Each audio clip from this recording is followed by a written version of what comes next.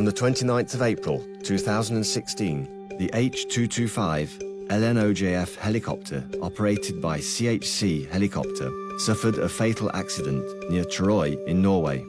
Each and every one of us was deeply affected. Understanding what happened that tragic day has been a #1 priority for Airbus helicopters ever since. We have made all our human and material resources available to investigators to enable them to complete their work as quickly as possible.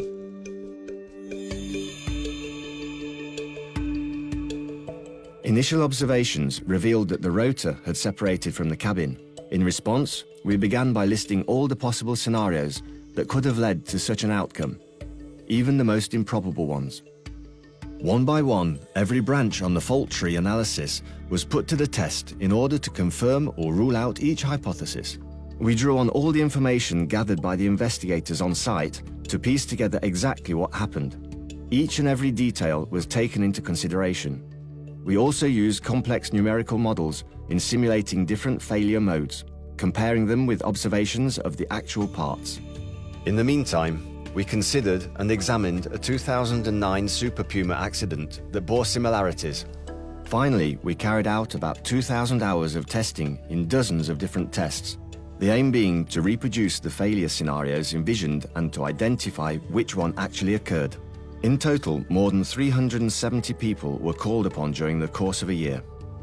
Throughout the official investigation led by the Norwegian Accident Investigation Board and supported by Airbus helicopters, we were able to identify precisely the sequence of events.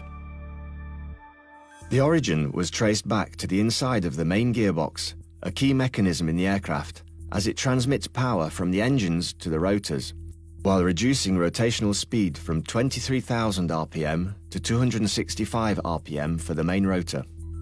The inside is a series of reduction stages comprising gears manufactured using the finest material and surface treatment technologies and in line with the highest quality standards. The second stage, epicyclic gear train, comprises a sun gear, 8 planet gears, a planet carrier, and a fixed ring. Each planet gear contains 2 inner races, 2 rows of rollers, 1 outer ring. It is inside this ring that the failure began, with an initial and very limited spalling. Unexpectedly, this very limited spalling gave way to a crack, which then spread until the planet gear split in two between 2 teeth. The space between these 2 teeth grew, causing a collision with a tooth on the sun gear. The planet gear broke instantly. Pulled by its own inertia, the main rotor caused the top section of the main gearbox to shear off and separate from the structure. Let's go back to the beginning, however. How could such an accident have happened?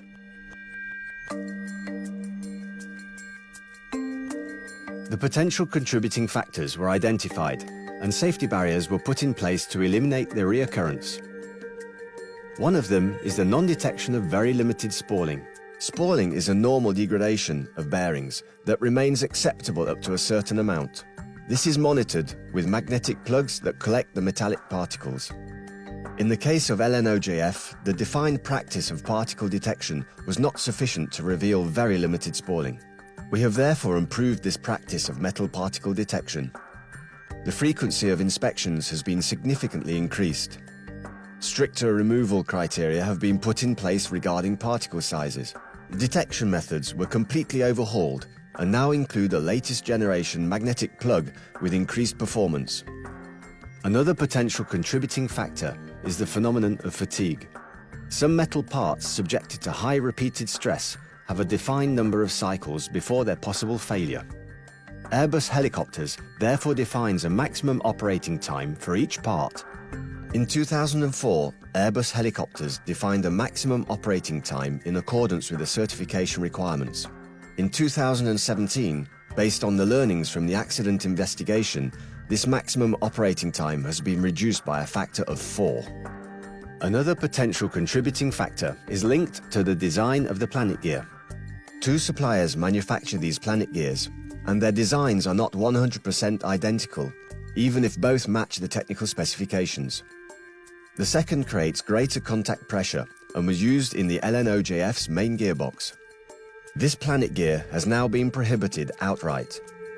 The only planet gear now present in our Super Puma family has registered 22 million flight hours without any outer race spoiling having been detected in normal conditions. Another potential contributing factor is external damage occurring to the main gearbox. Before being fitted onto the helicopter, the main gearbox in question sustained a fall during a road transportation accident. It has been decided to withdraw from service any main gearbox having suffered a shock, a lightning strike, a hard landing. In addition, we put in place a series of initiatives to improve the shock resistance of the main gearbox during transportation and to better report back any unexpected event. Sensors that capture parameters such as temperature, pressure, altitude, lighting, inclination, and shock level have been placed on the main gearbox, and previous history of the part can be closely monitored. The packaging for the main gearbox now includes highly visible stickers that change color if the crate sustains a certain level of force or shock. The last potential contributing factor is a contamination by impurities finding their way into the main gearbox during maintenance, which then could have created damage in the planet gear leading to spoiling. Additional measures have been put in place to protect the main gearbox during maintenance operations, and disassembly of main gearbox modules can now only be performed by an Airbus helicopter's certified maintenance or repair centre. The safety barriers put in place are aimed at eliminating the contributing factors to the LNOJF accident. Based on these measures, the European Aviation Safety Agency and all aviation authorities worldwide have approved the return to service of the H225 and the AS332L2. Any accident is one too many, and in order to reach our zero accident goal, we are committed to continually improving. The investigation underway led us to thoroughly review and rethink many of our quality and safety processes, not only for the Super Puma, but for all helicopters in the Airbus range.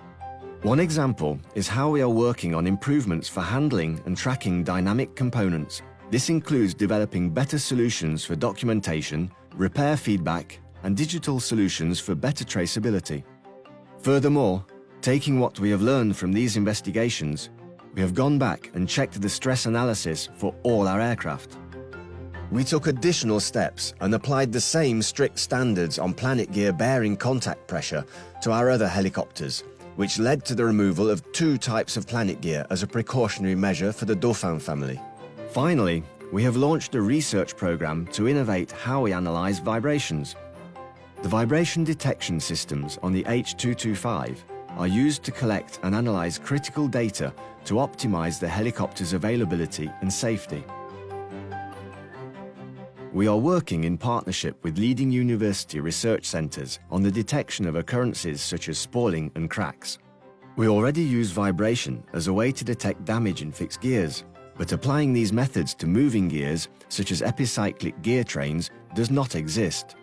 It requires the use of new sensing technologies and complex signal processing methods.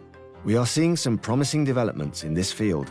All this leads to improve our safety culture. To you who fly in our helicopters every day to complete your missions, and to you, our employees who test each helicopter before it's delivered, your lives are invaluable. We are doing every day everything in our power to learn from this experience and to ensure that the Super Puma is flying with an increased level of safety. Just as we rely on your continued faith, you can rely on our unbending commitment to safety.